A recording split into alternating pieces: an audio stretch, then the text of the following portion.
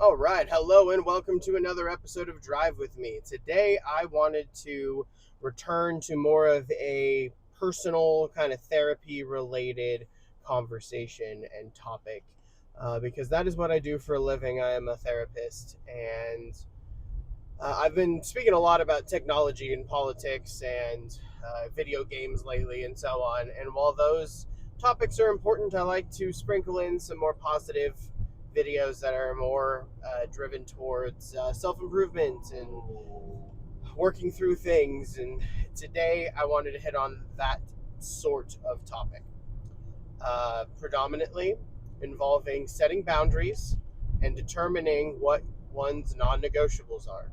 All right. So, in the process of working with many clients that I have over the years, I've found that boundary setting is one of the most common issues that I am working with people on, especially once we develop some rapport. We've gotten into some self care practices, we've developed some mindfulness techniques and some grounding. And now we're kind of starting to equalize a little bit and progress to another level. Then usually the next thing we're hitting is okay, so prioritizing and setting boundaries is where we're going next, right? So I wanted to touch on that a little bit today. So fundamentally, the setting a boundary is pretty simple. It's just a matter of determining this is what I either require or refuse to do or deal with or what have you in a given situation, and then sticking to it. Right? For example, um, a good boundary that's really common, and really is generally now accepted as standard in the workplace is not accepting sexual harassment. So much so that it's actually become a bigger thing in recent years, right? So that is a boundary that has now turned into a workplace requirement, but it took a whole lot of people, in particular women, setting those boundaries and pushing those boundaries and fighting for them to become standard to make them what they are today, right? Same thing politically is accurate. Like ultimately what a lot of like civil rights and LGBT rights and a lot of these social changes that have happened over the years, women's suffrage, universal suffrage, the ability for every male to vote, even if you're not a landowner, or even if you're not, Northern or Western European white male, that all of those were processes and struggles, if you were, of setting new boundaries on a political level. So that idea applied to your own life is largely what I'm talking about here. So often that involves toxic family, right? Uh, One scenario that I see a lot is people that were raised with parents that are addicts, or that they didn't have a great relationship with their parents, or didn't really maybe grow up with their parents around much at all, and then in their adult years they're trying to reconnect or develop a new relationship or develop better, a better rapport with them over time. Setting the siblings are another one, right? Setting those boundaries of, that this kind of toxic tendency that you may have, right? To manipulate, to ask for money regularly, to tell me, just talk trash on my partner, or to tell me what I'm doing wrong as a parent, right? Those kinds of things are super common. They're frustratingly common. And when you are a child that, or the an adult of someone that you have not had a good relationship with, you're already willing to go out of your way to try to have the best relationship you possibly can with this parent that already has let you down. And often these adult children, or teenage children in some cases, they feel responsible for the relationship with their parent being poor. And so working on that kind of mentality of, no, this is not your fault. Like, you were the child, you were not responsible for doing X, Y, or Z, or making sure this happened. Your parent chose to consume alcohol at a rate that damaged their relationship with you and mess with your life and your financial stability or what have you, as an example, right? So setting those boundaries and explaining and figuring it out for yourself. What is it that's important to me? What is bothering me? And what is the most direct path to fixing it with this individual? And then are becoming able to articulate it and say it out loud and then enforce it. So those are basically the three parts of setting boundaries. It's determining what they are, and they can change. Keep that in mind, that these are negotiable, or effectively, functionally, they're negotiations, right? But ones wherein you are drawing a hard line as to what needs to happen or cannot happen any longer, right? So it is figuring them out, establishing what boundaries you want in the first place or you need in a given situation with a given person at a given time. Second is articulating them and stating them and putting them in place. And third, which is probably the most challenging, actually hands down the most challenging, is maintaining them. And boundaries mean very little if we don't enforce them. It's like anything else. Again, to go back to politics, we have a lot of laws on the books that in theory should rein in a lot of bad practices, whether it be in business or of politicians or what have you. And yet the reality is it often means virtually nothing, right? And so in practice, what actually matters is enforcement. A law or a rule or a boundary is only as good as how much it is enforced and actually holding people accountable. So that applies to our personal relationships as much, if not more, than anything we have, professionally or politically. Because you're talking about this is a direct one-to-one line between yourself and others, and especially those that are close to you, close friends, co-workers, bosses, parents, siblings, etc. Those are relationships that are very core to who we are and how we experience our day-to-day existence often, right? Our spouses, our children, etc., right? Those that we are around every day or commonly, or those we have long-term relationships with, those are the ones that are particularly difficult but very important to set these healthy boundaries with. And at the beginning, nobody's perfect, right? Absolutely no one is good at setting and maintaining boundaries at the beginning. And often what will happen, like in my case, right, when I was growing up, I would try to set boundaries with friends or with siblings or with my own parents even. And as I grew up, it would often turn into, well, this little thing isn't that big of a deal, and so I'm just going to let it go this time. And then, you know what, it's not a big deal. I let it go last time. I'll just do the same here until it builds, and then you're angry, and then you blow up, or at least I would. And then the whole process starts all over again, where I'm like, I set this boundary. I said, I'm not dealing with this any longer for this reason. If you do not respect it, this is what will happen. Oh, that's a good component, right? So the enforcement, another way to put it, is consequences. It needs to be a consequence, a reaction to when the boundary is violated, right? And we have this at work all the time. If you don't do your job, you're written up and or eventually fired, right?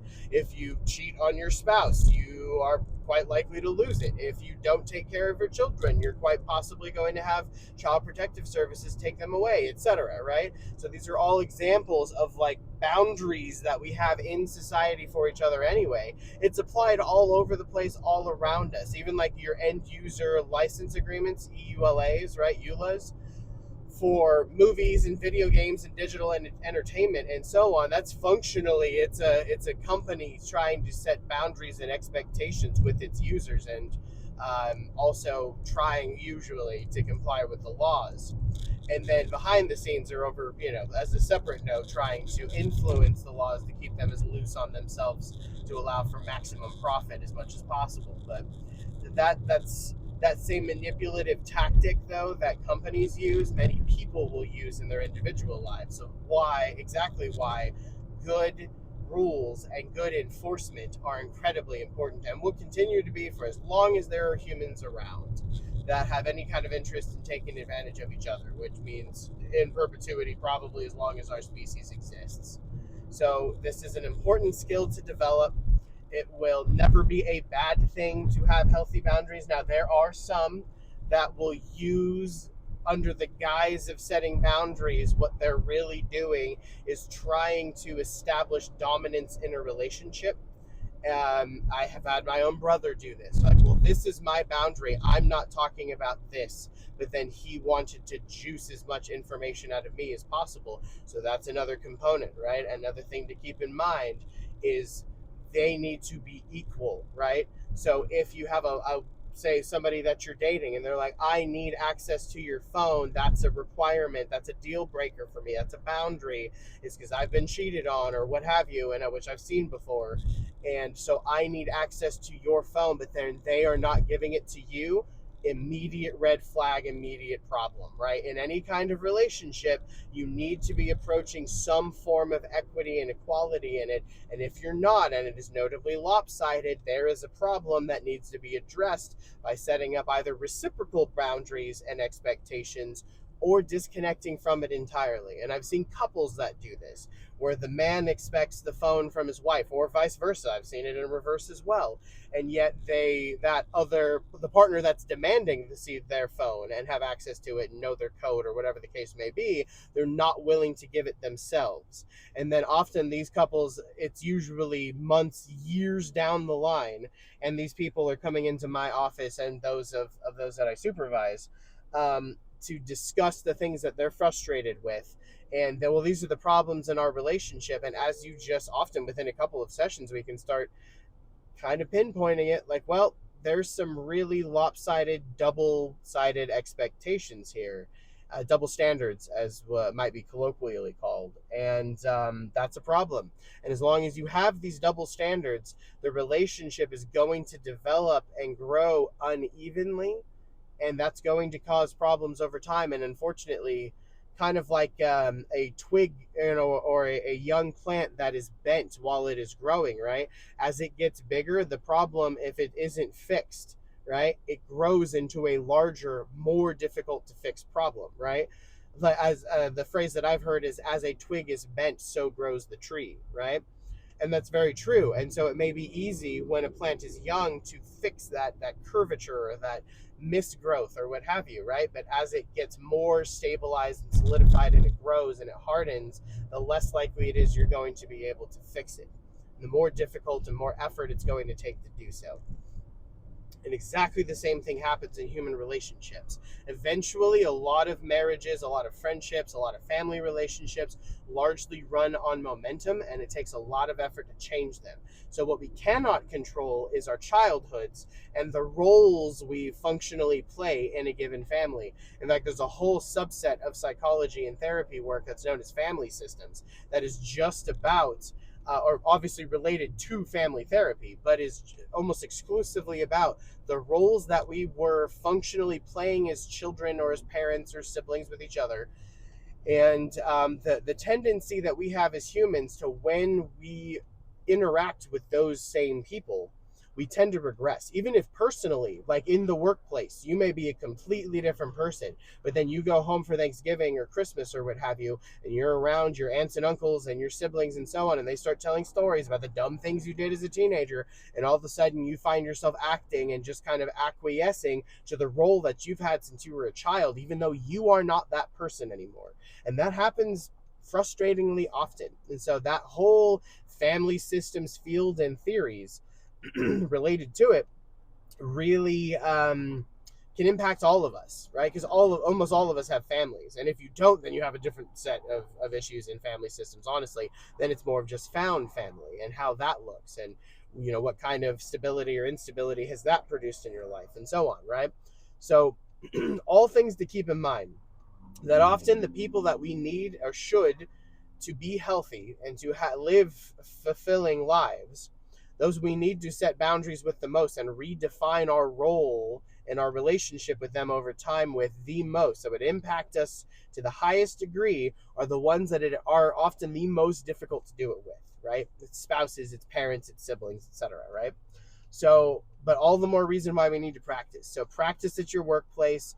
Try to do it gently. Like, so these are expectations. If you have any kind of supervisory experience at work, try to think about it that way. Just apply that at home. And how would you gently, as much as possible, or just plainly state this to an employee or a coworker, and then adapt that for how you might say that to your family, as an example. And so I will give that kind of recommendation to clients on a semi-regular basis, unfortunately.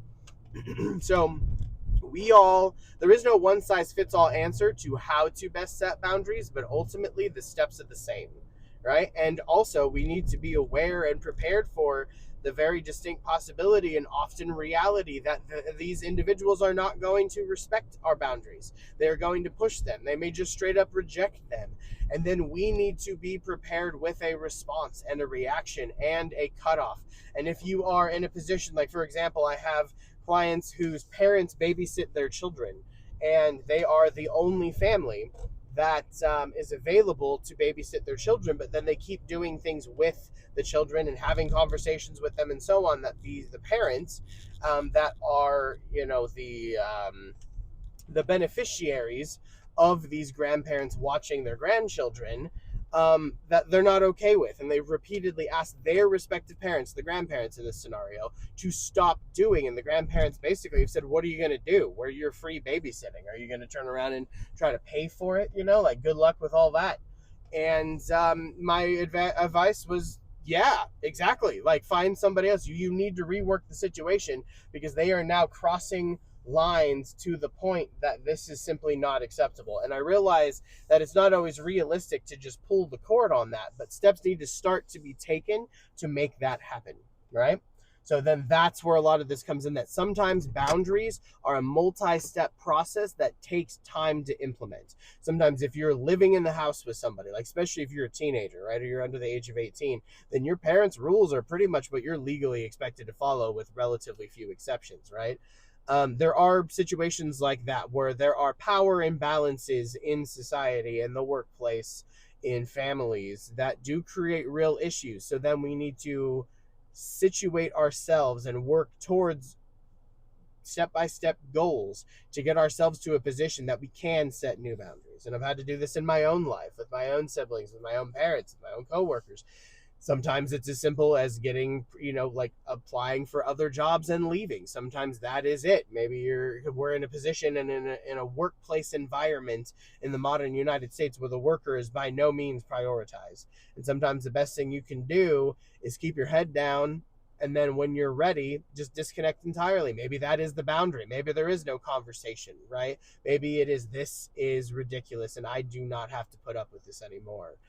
And that's a good feeling. And I think almost anybody that's made it into their 30s at least has felt that at some point, where you've left some really crappy employer, or left some really bad relationship, or told off some obnoxious family member, or what have you, and just been, felt the joy that comes with the peace that tends to come with that. And the more we implement these strategies and these techniques, and try to practice doing so consistently, and doing so in a fair manner, trying to be even-handed, trying to be reasonable about it, and have good relationships, meaningful relationships with people, in the most healthy way possible, the more we practice it, like anything else, the better we get at it. So hope that encourages some people. Hope that gives you some ideas.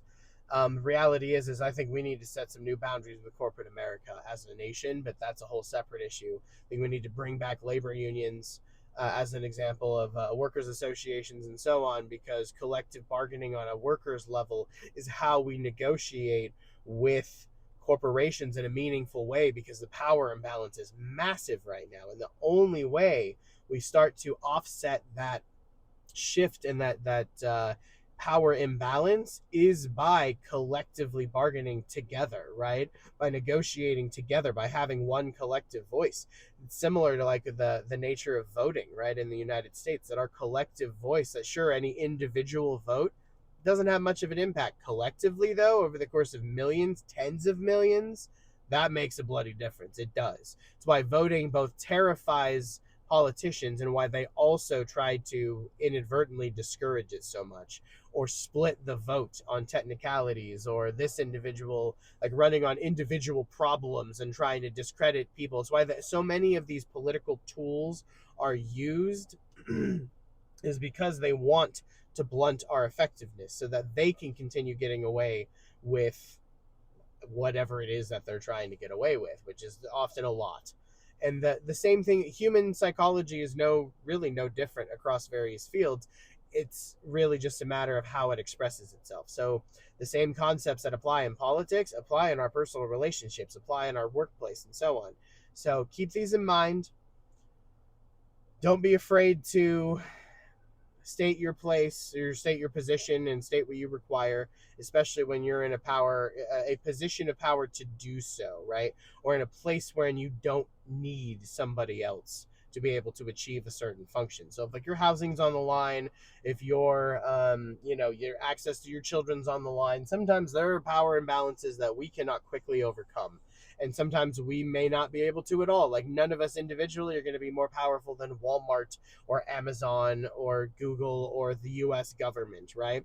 But we do need to start putting things in place to allow us to change or balance that dynamic forward. And that starts with us in our individual lives.